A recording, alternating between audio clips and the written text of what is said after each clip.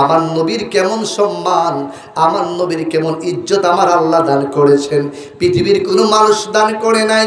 ও মুসলমান ভাই বাবারা, আমার আল্লাহ আদম নবীর উপর দুরূদ শরীফ পড়ে না, আমার আল্লাহ মুসা নবীর উপর দুরূদ শরীফ পড়ে না, আমার আল্লাহ ইব্রাহিম নবীর উপর দুরূদ শরীফ পড়ে না, আমার আল্লাহ পবিত্র কোরআনুল কারীমের 33 নম্বর সূরা 22 নম্বর পারা সূরা আল আযহাবের 56 নম্বরে আল্লাহ তাআলা বললেন, ইন্নাল্লাহা ওয়া মালাইকাতাহু ইউসাল্লুনা আলান নবী। আল্লাহু আকবার। আল্লাহ তাআলা বললেন, আমি আল্লাহ, নিশ্চয় আমি আল্লাহ রাব্বুল আলামিন আমার সমস্ত মালাইকাদেরকে নিয়ে, আমার সমস্ত রহমতের ফেরেশতাদেরকে নিয়ে আমি আল্লাহ আমার বন্ধুর উপরে দরুদ শরীফ পড়ি।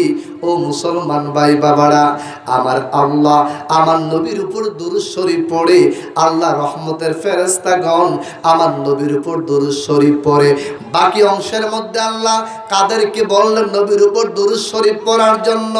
ও মুসলমান ভাই বাবারা, বাংলাদেশের জমিনে কাফেরদের অভাব নাই, বাংলাদেশের জমিনে হিন্দুর অভাব নাই, বাংলাদেশের জমিনে খ্রিস্টানের অভাব নাই, বাংলাদেশের জমিনে মুরতাদদের অভাব নাই, বাংলাদেশের জমিনে জানাখুরদের অভাব নাই, বাংলাদেশের জমিনে শুধু সুগুলকুর মানুষের অভাব নাই। আল্লাহ কাদেরকে বললেন নবীর উপর দুরূদ শরীফ পড়ার জন্য? 33 নম্বর সূরা 22 নম্বর পারা সূরা আল আযহাবের 56 নম্বর আয়াতে আল্লাহ ক্লিয়ার করে দিলেন, আল্লাহ পরিষ্কার করে দিলেন কারা আমার নবীর উপর দুরূদ শরীফ পড়বে। আল্লাহ তাআলা বললেন, ইয়া আইয়ুহাল্লাযীনা আমানু সাল্লু আলাইহি ওয়া সাল্লিমু তাসলিমা। আল্লাহু আকবার বলেন। আল্লাহ তাআলা বললেন, ইয়া আইয়ুহাল্লাযীনা আমানু, তোমরা যারা আমার জগতের মধ্যে বান্দা রয়েছে, ইয়া আইয়ুহাল্লাযীনা আমানু, ও ঈমানদাররা, ইয়া আইয়ুহাল্লাযীনা আমানু, ও মুত্তাকিনেরা, সাল্লু আলাইহি ওয়া সাল্লিমু তাসলিমা, তোমরা আদবের সহিত আমার বন্ধুকে সালাম দাও, তোমরা আদবের সহিত আমার বন্ধুর উপর দরুদ শরীফ পড়ো। তাইলে আপনারা বলেন, ঈমানদার মুত্তাকিন বান্দা এবং বান্দিকে নবীর উপরে দরুদ শরীফ পড়ার জন্য আদেশ করলেন কে? আর জোরে বলেন কে?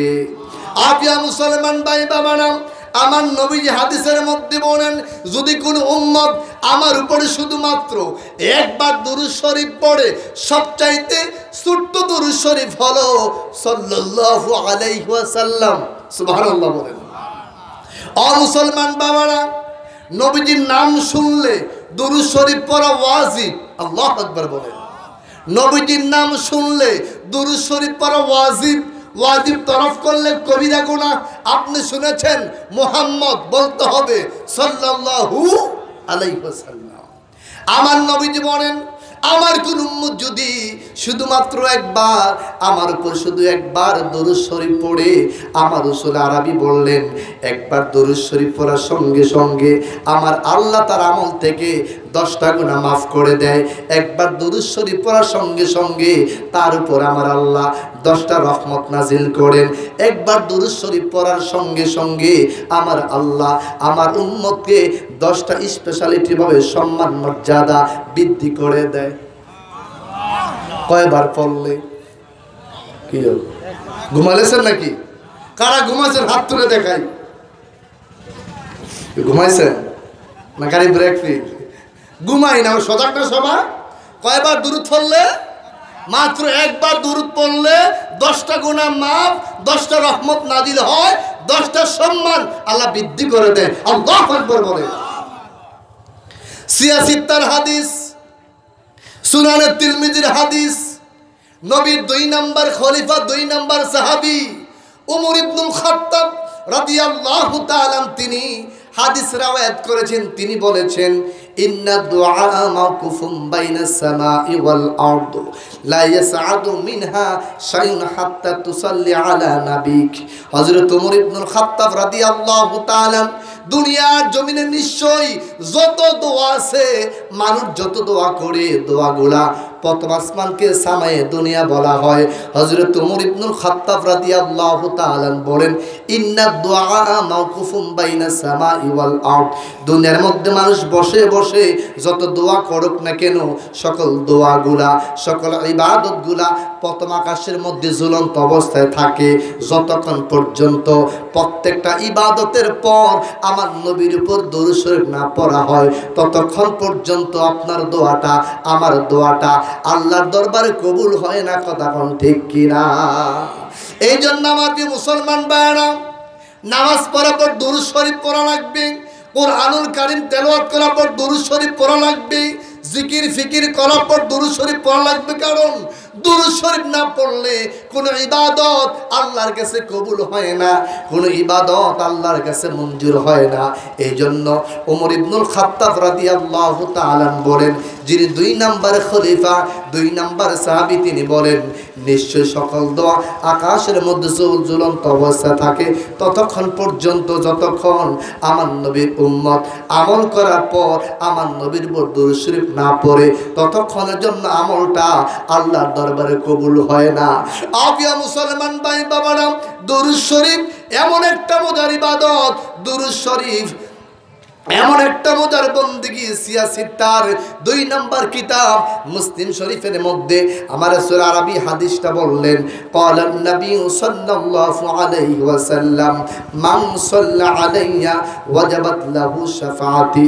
আল্লাহর হাবিব বললেন, যে উম্মত আমি নবীকে মোহাব্বত করে, যে উম্মত আমি নবীকে তাজিম করে, ইজ্জত করে, সম্মান করে, যারা দুনিয়ায় বেশি বেশি করে আমার উপর দরুদ শরীফ পড়বে, মান সাল্লা আলাইয়া ওয়াজাবাত লাহু শাফাআতি, আমি রাসূল ওয়াদা দিলাম কিয়ামতের ময়দানে তার নসিবের মধ্যে আমার শাফায়াত করা ওয়াজিব হয়ে যাবে। আল্লাহু আকবার বলেন। এই জন্য আমার প্রিয় মুসলমান ভাই বাবারা, আমার নবী হাদিসের মধ্যে আরো বললেন, যে উম্মত মুহাব্বতের সহিত আমার উপর দরুদ শরীফ পড়ে, ওয়ারিফুহুম, আমি রাসূল তাকে চিনি, ওয়ারিফুহুম, আমি রাসূল তাকে চিনি। আমার রাসূল বলেন, যে উম্মত দুনিয়ার জমিনে বেশি বেশি করে দরুদ শরীফ পড়বে, যে উম্মত যত বেশি আমার উপর দরুদ শরীফ পড়বে, ওই উম্মতরা কিয়ামতের দিন তত আমি নবীর কাছাকাছি থাকবে। আর জোরে বলেন না সুবহানাল্লাহ। আবিয়া মুসলমান ভাইরা, যত আল্লাহওয়ালা ব্যক্তিগণ স্বপ্ন যুগে ঘুমের ঘরে আমার নবীকে দেখেছেন, যত মুহাদ্দিসিনে কেরাম আমার নবীকে দেখেছেন, যত আল্লাহওয়ালা ব্যক্তি আমার নবীকে দেখেছেন, ও প্রিয় মুসলমান ভাই বাবারা, প্রত্যেকটা আল্লাহওয়ালা ব্যক্তি 5 ওয়াক্ত নামাজ আদায় করে, সালাতুল ইশারার নামাজ আদায় করার পর মুহাদ্দিসিনে কেরাম ওলি আল্লাহগণ যখন ঘুমাইতেন, ওযু সহকারে যখন ডান দিকের মধ্যে চিত হয়ে কাত হয়ে যখন ঘুমাইতেন আর ঘুমানোর দোয়া পড়তেন, আল্লাহুম্মা বিইসমিকা আমুতু আহইয়া বলে, যেই মাত্র আল্লাহওয়ালা ব্যক্তিগণ যখন ডান দিকের মধ্যে শুয়ে দরুদ শরীফ পড়তে পড়তে পড়তে পড়তে ঘুমিয়ে যাইতেন, হঠাৎ করে দেখতেন হাউজে কাউসার মালিক নবী তার ঘরের মধ্যে আগমন করেছেন। জুড়ে বলুন সুবহানাল্লাহ।